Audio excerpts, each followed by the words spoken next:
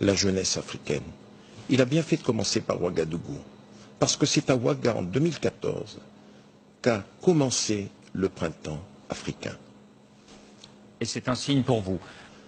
Mais à travers cette émission, je souhaiterais lancer des messages au président Macron. C'est bien beau l'économique. C'est bien beau d'avoir été accompagné par des patrons de start-up. C'est bien beau d'avoir parlé de l'immigration.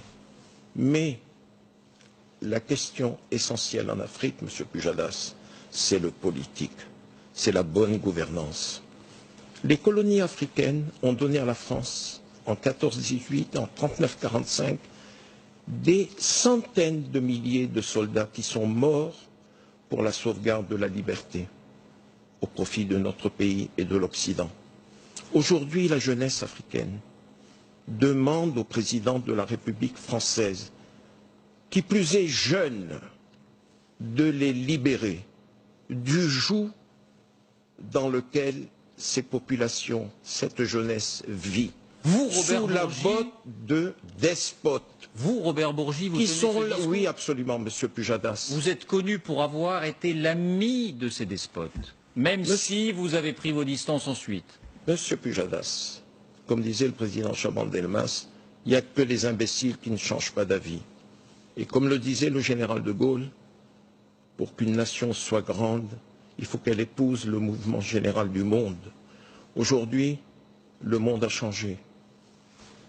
Le mondialisme exige des choses qui n'étaient pas possibles auparavant. L'Afrique doit muer d'un point de vue politique. L'Afrique attend de la France qu'elle pèse de son poids sur ces présidents africains qui restent 10, 15, 20, 30 ans, 40 ans, 50 ans au pouvoir. Monsieur Pujadas, le président Macron n'était pas né quand certains de ses chefs d'État étaient déjà au pouvoir. Bonsoir Fabien. Bonsoir David. C'est à vous. Bonsoir Robert Bourgi. Bonsoir.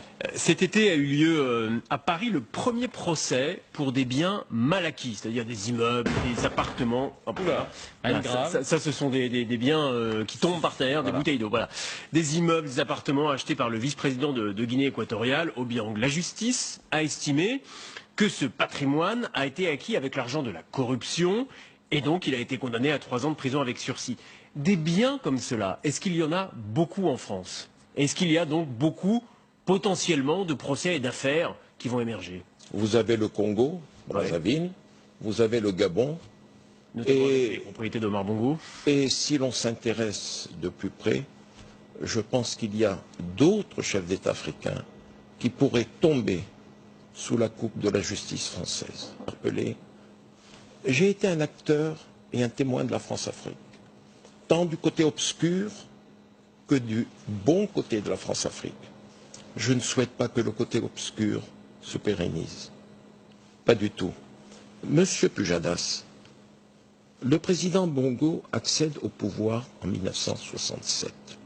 Je l'ai servi loyalement, efficacement, et je l'ai tant aimé.